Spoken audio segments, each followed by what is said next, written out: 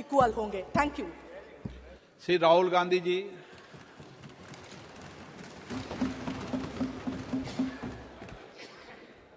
Thank you, Speaker Sir. It's nice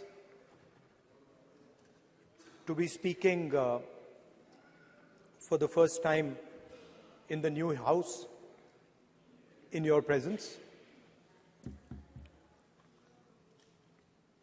I stand in support of the Women's Reservation Bill.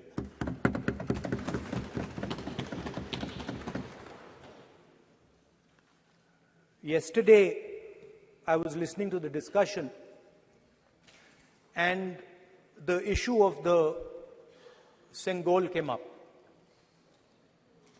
And there was a conversation, a to and fro, about the Sengol. And also a little bit about the conversation about the transfer of power from the British to the people of India.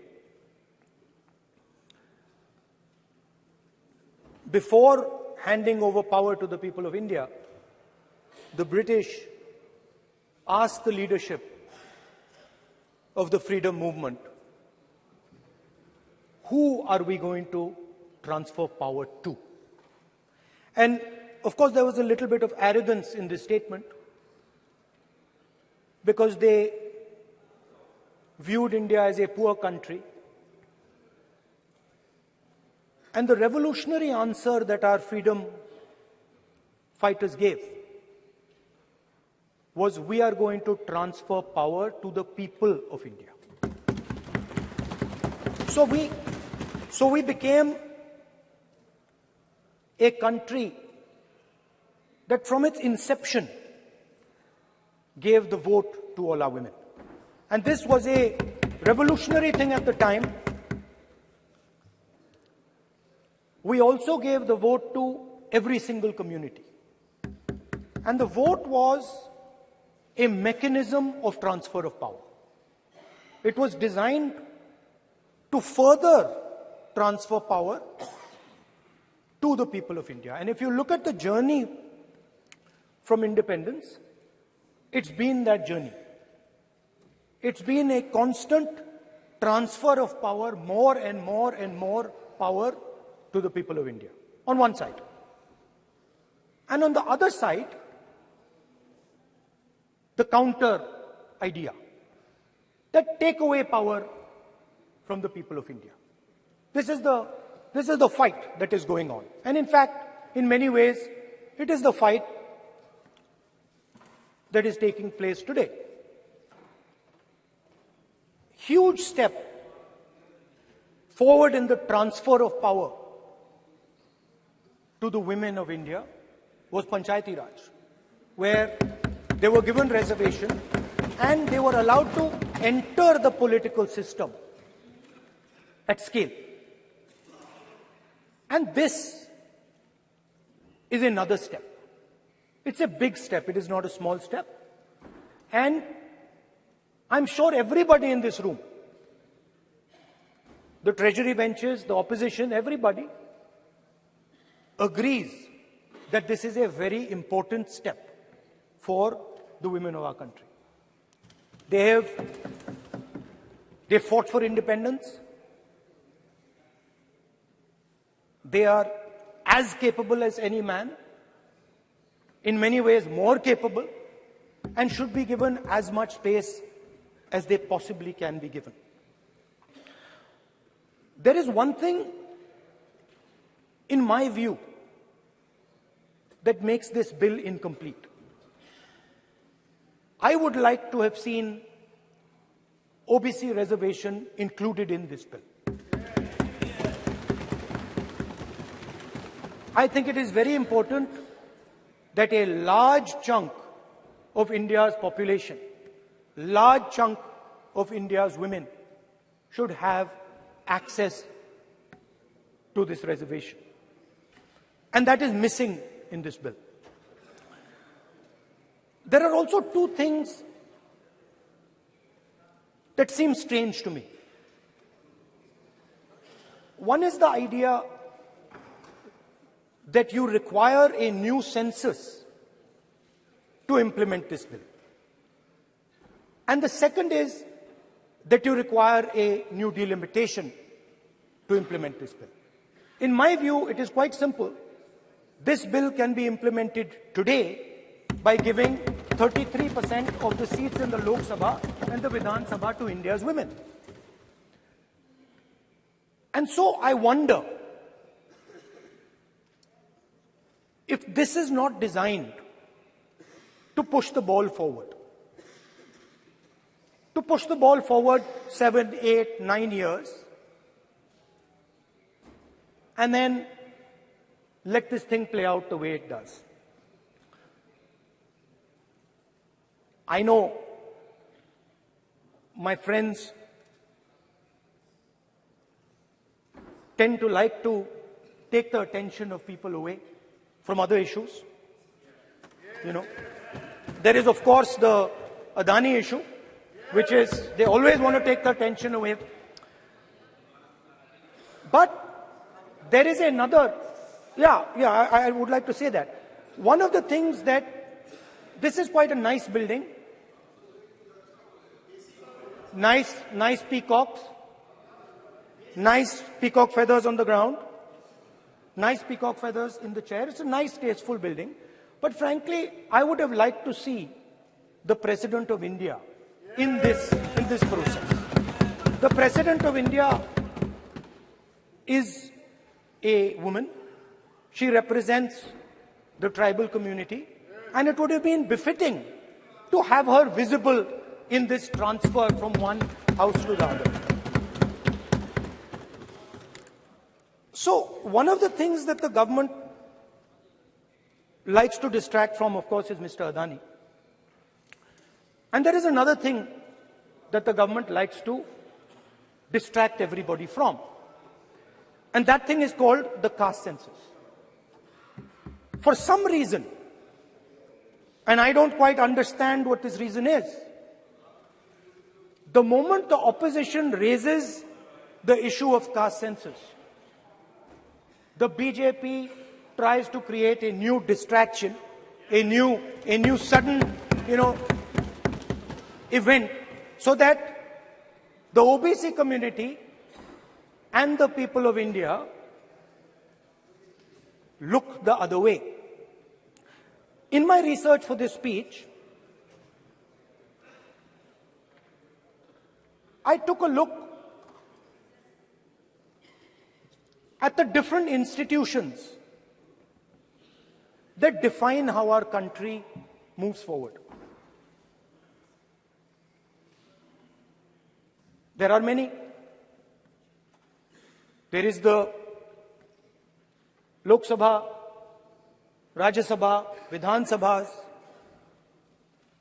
There is the bureaucracy. There is the press. And there's the judiciary. And I looked with an eye to understand what is the participation of the OBC community in these institutions. मतलब हमारे जो institutions हैं उनमें OBC की भागीदारी कितनी है, ये सवाल मैं पूछ रहा था और मैंने अलग अलग इंस्टीट्यूशंस में थोड़ा रिसर्च किया. जो सेंट्रल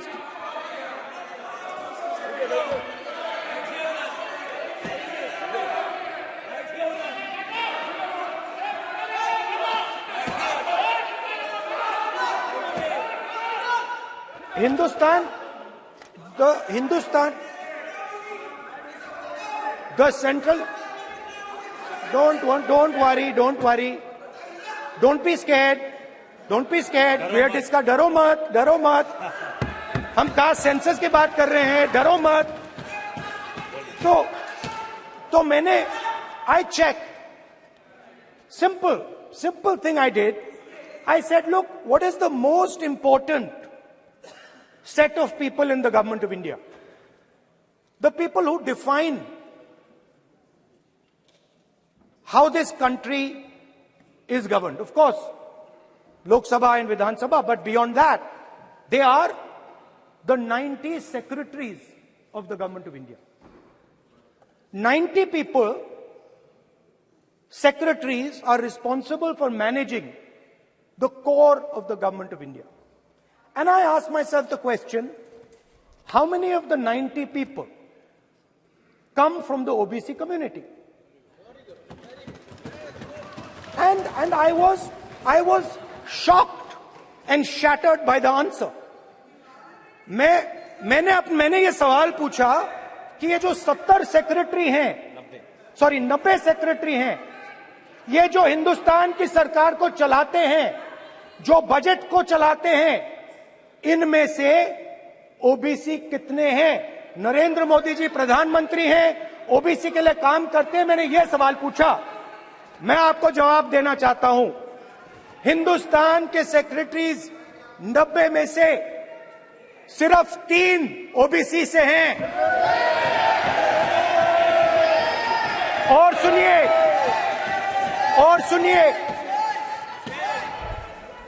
सुनिए, नहीं घबराइए मत, डरो मत। और सुनिए, ये जो सेक्रेटरीज हैं जो ओबीसी कम्युनिटी से हैं, ये हिंदुस्तान के सिर्फ 5% बजट को कंट्रोल करते हैं। मतलब अगर हिंदुस्तान का बजट 44 लाख करोड़ का है, तो ये 2.47 लाख करोड़ मतलब 5% कंट्रोल करते हैं।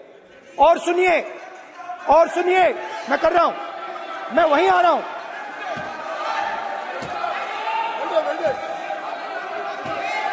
मतलब ये जो है ओबीसी की बात नहीं सुनना चाहते, ओबीसी की बात नहीं सुनना चाहते, ओबीसी की बात नहीं सुनना चाहते, ओबीसी की बात नहीं सुनना चाहते। आप ओबीसी के खिलाफ हैं, आप ओबीसी के खिलाफ हैं, ओबीसी के खिलाफ हैं।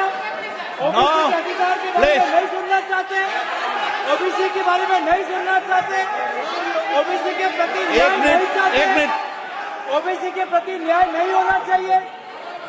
ये सी दे नॉट शोइंग ये जो है, हाँ, मैं माननीय सदस्यों से आग्रह करूंगा, एक मिनट रुकिए।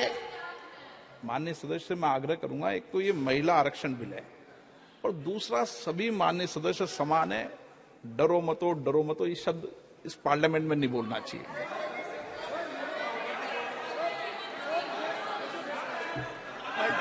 सर, ये जो डिस्कशन है, sir, speaker sir, this discussion,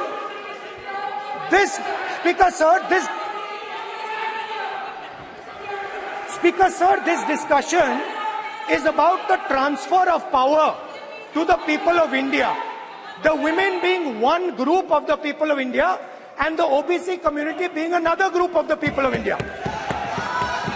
And I am elaborating that the OBCs, who number a huge percentage, have 3% of the 90 secretaries of this country and control and define 5% of India's budget. This is an insult and a shame to the OBC community. ये OBC community का अपमान है। तो सवाल उठता है कि इस देश में कितने OBC हैं, कितने दलित हैं, कितने आदिवासी हैं, और उस सवाल का जवाब सिर्फ कास्ट सेंसस से मिल सकता है। तो मेरा सरकार को एक सुझाव है, सबसे पहले ये जो महिला का बिल है, इसको आप पास कीजिए, आज पास कीजिए, ये जो आपके लागू कीजिए, और ये जो डिलिमिटेशन है जो आपने बोला है, और ये जो सेंसस है, इसकी कोई जरूरत नहीं है। 33% आप महिलाओं को सीधा दे दीजिए। और दूसरी बात, इसको बदलिए, इसको आप बदलिए। कैमरा नहीं है सर, कैमरा नहीं है, आपको दिखाएंगे सर। पूरा भाषण में आपको ही दिखाई कैमरा ये आप बदलिए। ये जो लिस्ट है, ये ओबीसी समाज का अपमान है। 90 लोग हिंदुस्तान के सेक्रेटरी हैं, उनमें से 3 लोग ओबीसी समाज के हैं, 5% बजट को कंट्रोल करते हैं। तो जल्दी से जल्दी आप कास्ट सेंसस कीजिए, जल्दी से जल्दी जो हमने कास्ट सेंसस किया था उसका डेटा आप रिलीज कीजिए, और अगर आप नहीं करेंगे तो हम कर डालेंगे। Thank you.